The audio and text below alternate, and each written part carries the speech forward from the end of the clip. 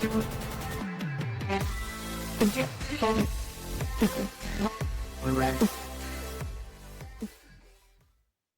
everyone, and welcome back to the Sober Docs podcast. I'm your host, Dr. Theis, board-certified pediatrician and recovering alcoholic. And today we're diving into a topic that comes up for just about everyone in recovery: alcohol cravings. If you've ever felt that sudden, overwhelming urge to drink, you're not alone. Cravings can feel intense, scary, even discouraging. But I want you to know this: cravings are normal. They don't mean you're failing. They don't mean you're weak. They simply mean your brain and body are adjusting, and that you have an opportunity to practice some new tools. Some of the most veteran sober people I've met still admit to having cravings even years into sobriety. It's okay.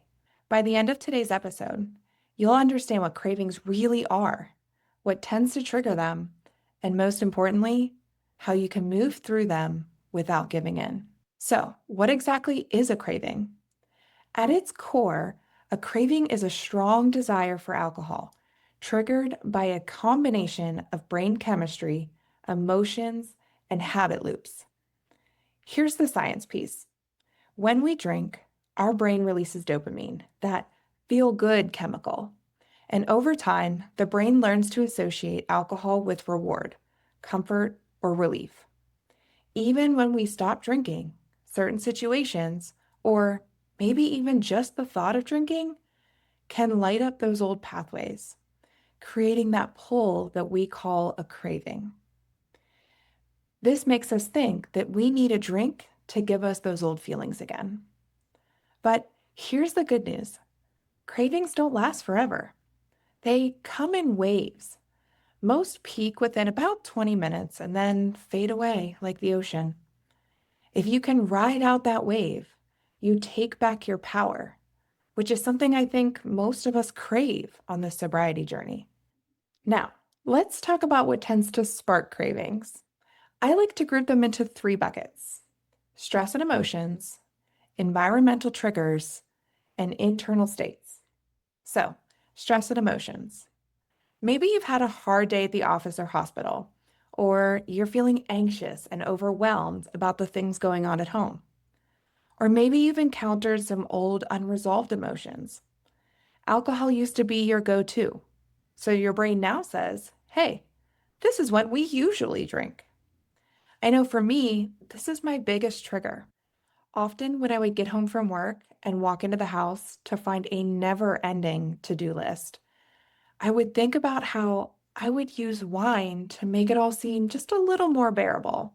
So now, just walking in the house with the unresolved stress and emotion from work can set something off in me. Environmental triggers. So think about social events, whether it's work or with your friends, certain places, or even specific times of day. Maybe walking past your old happy hour spot or walking into the house after work just kicks off that desire. Being around certain people might be a trigger for you, especially old friends that you used to grab drinks with. Or what about the places you used to go just to unwind? Say your favorite winery or holidays. Sometimes we forget that things around us can often lead to cravings. And then your internal states. In the recovery world, we use the acronym HALT, HALT. Are you hungry? Are you angry? Are you lonely? Or are you tired? Each of these lower our resilience and makes cravings even more likely, because sometimes you maybe just need a snack, or maybe you just need a nap, and you're not actually craving alcohol, but your body is trying to tell you that you do need something. I'll share a quick story. I found that most days when I would leave the office, I would immediately have the thought that I needed a drink. This was based off of the trifecta of triggers. My stress would be high after a day full of demanding patience and admin. My emotions would be all over the place, cycling between elated to be free from work, but frustrated with a failing healthcare system and ultimately depressed and full of shame to be headed home to another evening of a life that was not fulfilling me. I would walk out to my car and drive by multiple liquor stores and gas stations that I used to frequent during my drinking days, knowing that the liquid relief was just inside of those buildings. But if I really took a minute to turn inwards and listen to my body and pay attention to what was driving these cravings, I was actually just exhausted, starving, and stressed.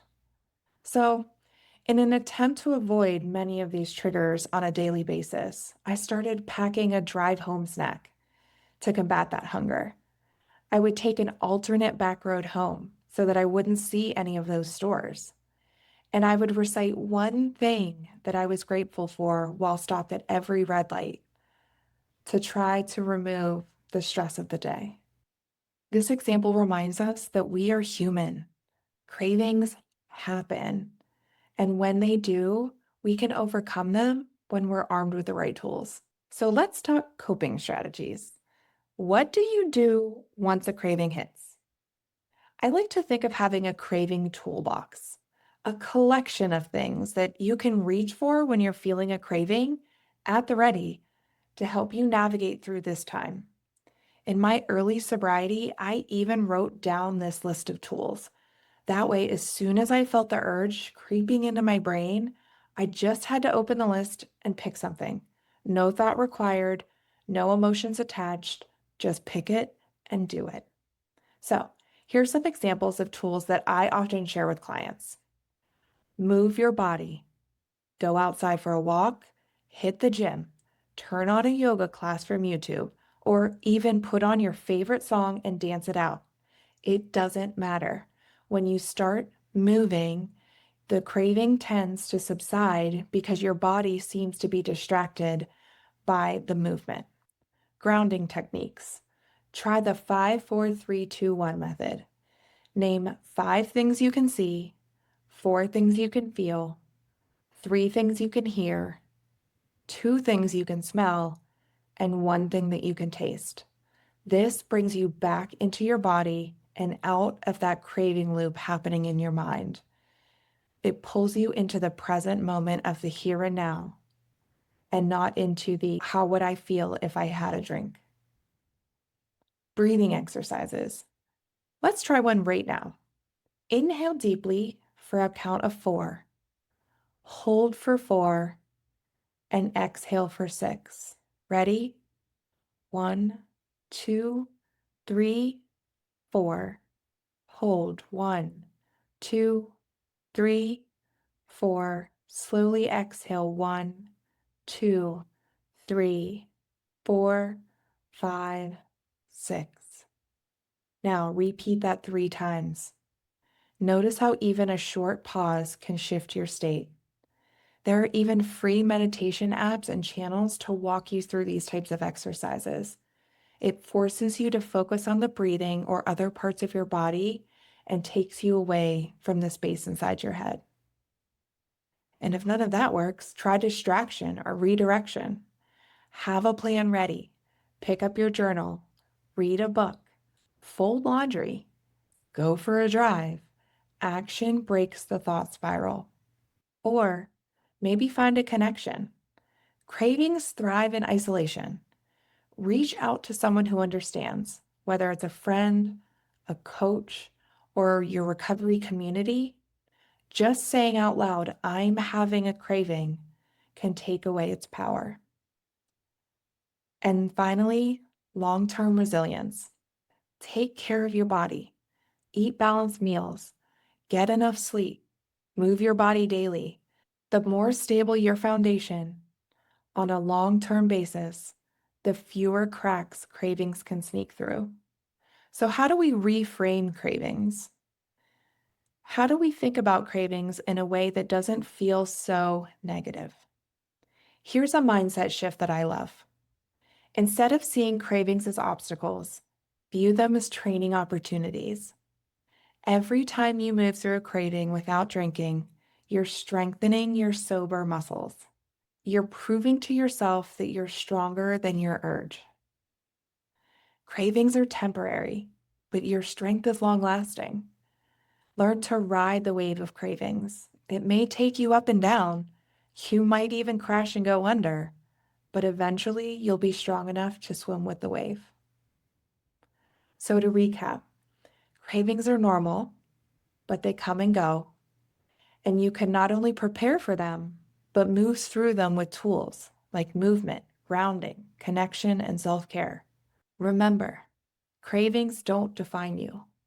What defines you is the move that you make next. If this episode resonated with you, I'd love for you to share it with a friend who might need some encouragement today. Or bookmark it for when you need a reminder or if a craving hits. And if you're looking for deeper support, resources, or coaching, head over to my Instagram @thesoberdocs to follow along as I share strategies to help you feel seen, strong, grounded, and free in your recovery journey. You are not alone. You are stronger than you think. And every craving you move through brings you closer to the life that you deserve. Thanks for tuning in to another episode of the Sober Docs podcast. I'm your host, Dr. Theis, and we'll see you next time. Okay.